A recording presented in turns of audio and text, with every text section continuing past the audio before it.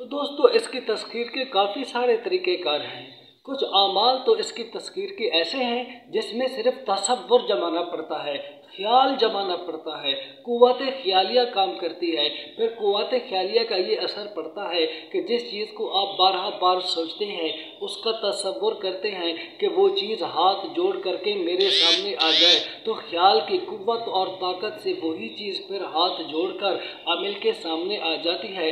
بسا اوقات اس میں پڑھنا پڑتی ہے، کچھ زیادہ الفاظ ہوتے ہیں یا ایک دو لفظ ہوتے ہیں یا کسی میں ایک لفظ ہوتا ہے، اور اس کے اندر بھی نیت اس چیز کی تسخیر کی جاتی ہے، پھر وہ چیز آ کر کے مسخر ہو جاتی ہے۔ اور کبھی اپنے عکس سے باتیں کرنا پڑتی ہیں، جیسا کہ میرا عکس ابھی موبائل میں نظر آ رہا ہے، میں اپنے آپ کو دیکھ رہا ہوں، اب میں ہاتھ کے اشارات کر رہا ہوں، ٹھیک ہے، میرے سر پر ٹوپی ہے، تو اس طرح اپنے عکس سے باتیں کرنا پڑتی ہیں۔ پھر وہی عکس جو اندر آئینہ کے ہوتا ہے باہر آ جاتا ہے، آ کر کے عامل کے قابو میں آ جاتا ہے۔ کبھی اس کی تسخیر کے لیے سایہ پر مشق کی جاتی ہے، کبھی رات کے اندھیرے میں کھڑا ہونا پڑتا ہے، کبھی سورج کی روشنی میں سایہ کو دیکھنا پڑتا ہے، کبھی چاند کی روشنی میں اپنے سایہ پر نظر ڈالنا پڑتی ہے، کبھی چاند کی روشنی میں اپنے سایہ کو دیکھ کر اس پر کنکریاں مارنا پڑتی ہیں، تو کبھی اس کی تذکیر کے لیے لوگ عجیب و غریب قسم کے کام کرتے ہیں۔ مثال کے طور پر لوگ اس کو تذکیر کرنے کے لیے سفلی عمل کرتے ہیں۔ بسم اللہ الرحمن الرحیم، نحمدہ و نصلی علی رسولہ الکریم و آلہ و اصحابہ اجمعین، اما بعد۔ محترم ناظرین سامعین، آپ دیکھ رہے ہیں میرا یوٹیوب چینل روحانی عملیات، اور میں ہوں آپ کا خادم عبدالمجید۔ آج کا ہمارا ٹاپک ہے سفلی عمل کے ذریعے سے ہم ذات کو آپ کیسے قابو کر سکتے ہیں۔ تو جہاں تذکیر کے لیے نورانی اعمال ہیں، علوی اعمال ہیں، وہاں پر سفلی اعمال بھی کافی ساری مقدار میں ہیں کہ لوگ ان کو کرتے ہیں، پھر کیا کرتے ہیں، ہم ذات کو قابو میں کرتے ہیں۔ تو دیکھو دوستو، پھر جو یہ سفلی عمل ہوتے ہیں دوستو، یہ انتہائی گندے اعمال ہوتے ہیں، گندے اعمال۔ نورانی اعمال کے اندر نورانیت ہے، جب آپ اس کو پڑھتے ہو آپ کا تعلق اللہ کے ساتھ جڑتا ہے۔ قرآن مجید پڑھتے ہو، رب کا کلام پڑھتے ہو، اللہ رب العالمین کی رحمتیں آپ پر نازل ہوتی ہیں۔ جہاں بیٹھتے ہو وہاں پر بھی اللہ کی سکینہ اترتی ہے، اور جب آپ کسی شیطان خبیث کو پکارتے ہو تو پھر اللہ کا غضب تمہارے اوپر اترتا ہے دوستو۔ شیطان کو تو خوش کر لیتے ہو وقتی طور پر، لیکن جس نے تمہیں پیدا کیا ہے اس کو ناراض کر لیتے ہو۔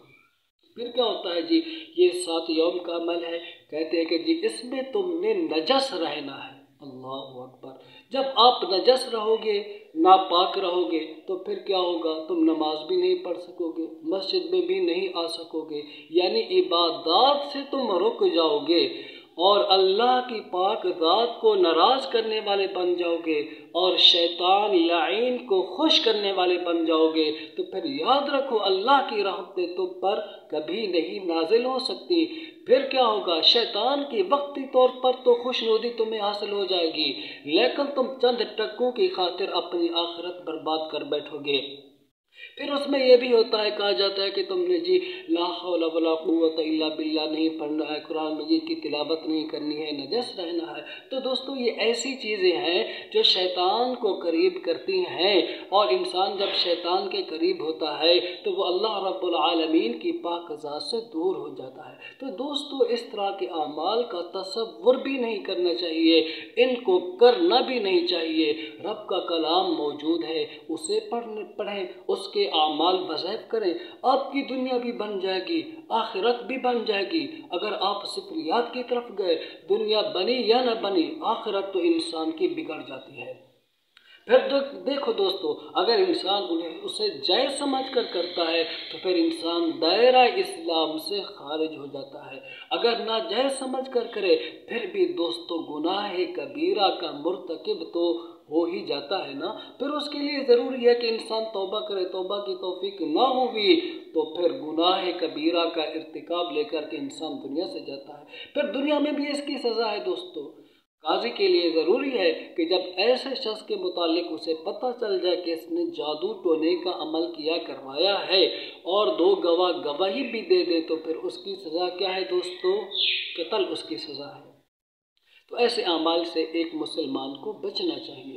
مسلمان کے لیے ضروری ہے اللہ رب العالمین کی پاک کتاب کے اعمال کرے، بزرگان دین کے بتائے ہوئے اعمال پڑھے، ٹھیک ہے، اللہ رب العالمین کے 99 نام ہیں ان کے اعمال پڑھے، بزرگان دین کے اعمال ہیں، مجربات ہیں، ان کو انسان کرے، اور سفلیات سے انسان خود بھی بچے اور دوسروں کو بھی بچائے۔ تو اس طریقے سے جو امزاد کی تسخیر کی جاتی ہے اس میں شیطان ہوتا ہے انسان کے سامنے، پھر وہی شیطان کی صحبت جب انسان اختیار کرتا ہے تو آپ کو پتہ ہے دوستو، شیاطین جو ہیں وہ نیک کاموں کی ترغیب خواہ کے دیتے ہیں، وہ تو برے کاموں کی ترغیب دیتے ہیں۔ لا محالہ آپ کا وہ شیطانی ہمزاد آپ کو برے کاموں میں مبتلا کرے گا، جس کا نتیجہ یہی ہوگا کہ آپ کی دنیا بھی برباد اور آخرت بھی برباد۔ تو ان چیزوں سے ہمیں بچنا چاہیے۔ ویڈیو کو زیادہ سے زیادہ شیئر کیجئے اور چینل کو سبسکرائب کیجئے۔